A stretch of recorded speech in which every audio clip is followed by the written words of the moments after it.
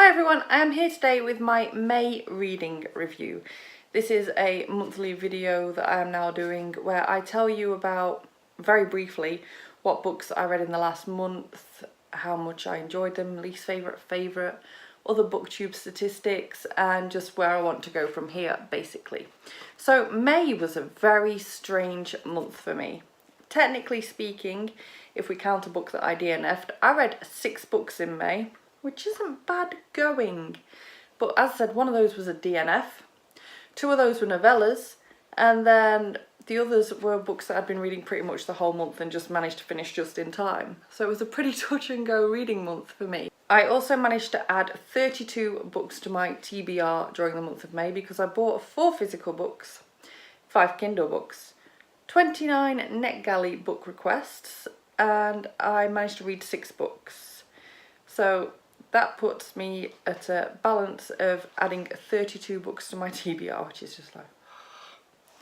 So to break that down some more, I didn't finish any physical books, mainly because I'm still reading the chunk of it is Harry Potter and the Order of the Phoenix.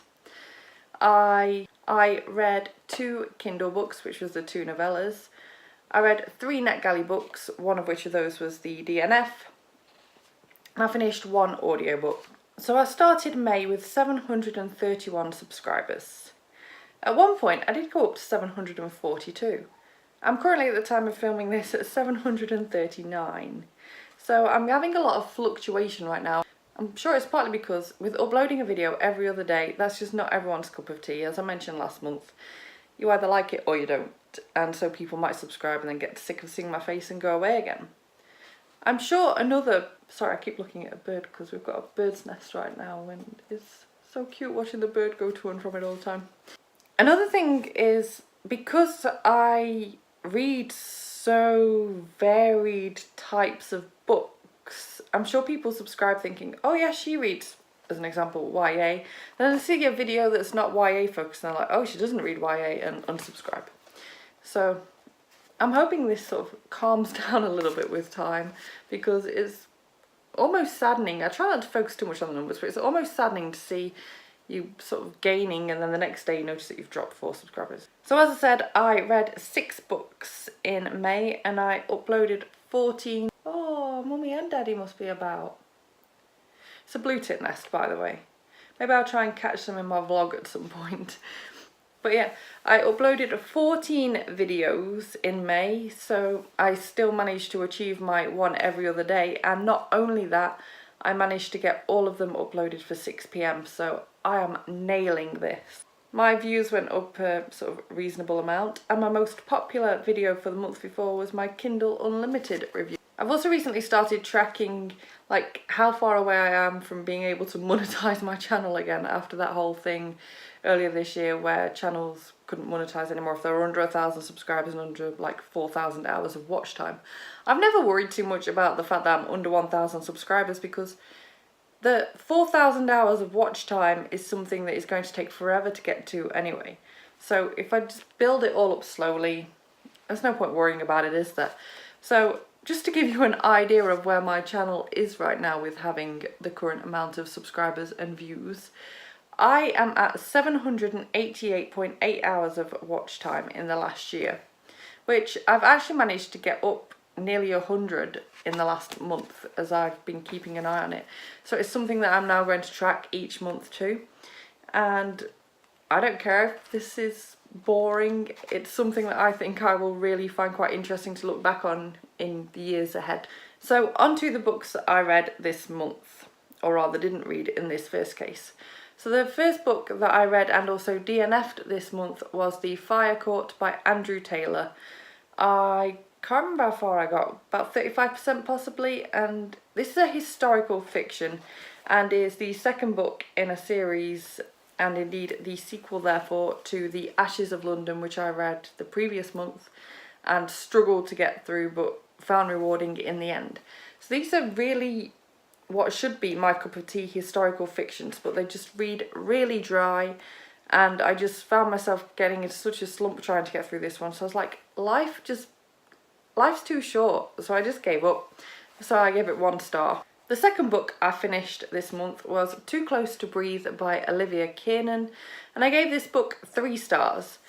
I took most of the month to read this thriller, which I'm sure is a combination of the fact that the previous book put me in a slump.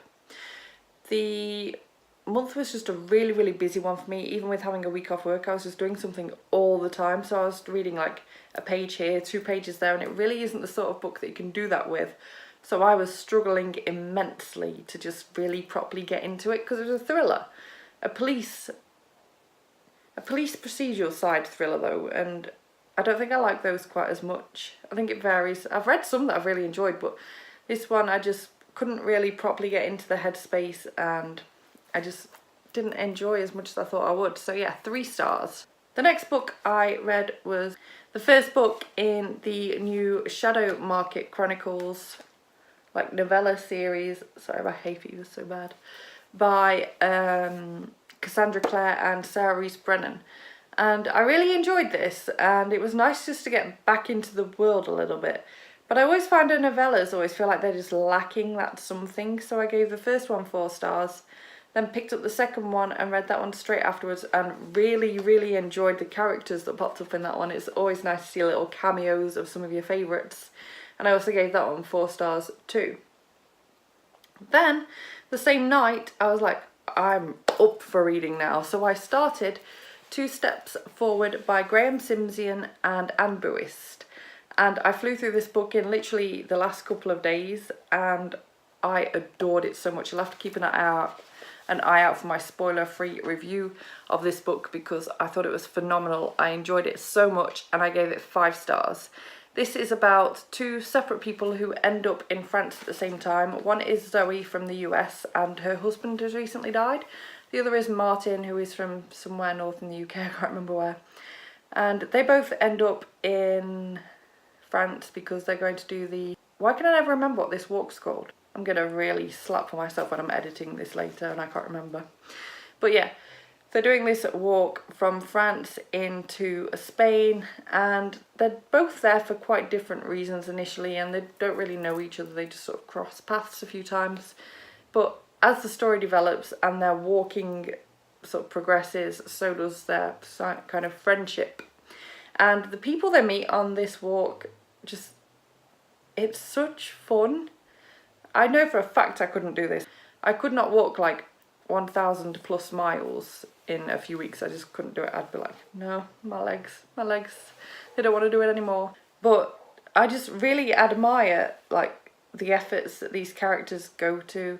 And it's a real soul-searching book, and it's a real character development kind of book too. It, not an awful lot happens, little bits here, little bits there to do with the walk. But for the most part, it's about these people finding themselves and the sort of stages of that they go through. And I thought it was fascinating. And I was even more excited at the end of the book to discover that this was based on their own experiences walking this walk. Both Graham Simsian and Anne Buist have done this walk twice, so they really sort of knew what they were talking about. And it is a fiction book, but it's so well researched via their own walks that it almost doesn't feel like it at times, and I just can't praise this book enough. I thought it was fantastic.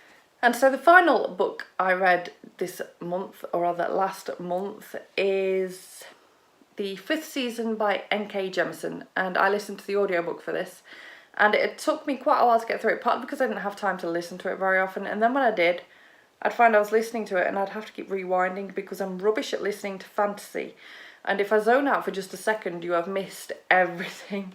So the amount of times I was having to rewind, even half an hour sometimes, just to make sure I was following and keeping up, it was quite an effort. And I also found it quite difficult to follow anyway at times, just because I felt like for me, because I wasn't that familiar with the story because it was my first time reading it, it was quite difficult to follow anyway on audiobook, and I wasn't always sure what kind of perspective we were coming from and who the story was initially focused on each chapter until like a few ways in. And if I was listening to mid-chapter and then picking it up again later, I couldn't necessarily remember who I was listening to, so I had to rewind back again. And that made for a slow process. But I enjoyed the actual story, just not the experience, so I gave it 4 stars out of 5. And I think I'm going to reread it and then continue on with the series in physical format instead, because, as I said, I read really did enjoy the story. I just feel like I might have missed bits, and I want to continue on with the series because again I enjoyed the story, but I don't want to go through that with the second book on audio. It's just going to be too much. So physical will be the way forward for that series. And that is all I really have to update you and future me when I'm watching this back on. It was a very mixed month. It felt quite slumpy for a lot of it, yet I really pulled it back at the end of the month, and I feel like overall it could have been a worse month overall, definitely. And because I finished the month on such a high with my reading, it's now left me so full of reading desire for June. So hopefully, fingers crossed, June is going to be an amazing month.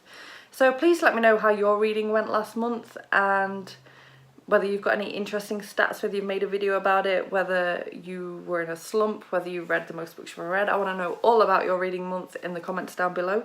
Thank you so much for watching. If you like this video, please give it a thumbs up. Subscribe by clicking the image of me somewhere if you want to see more book reviews and other bookish content from me, and I will see you soon. Bye bye!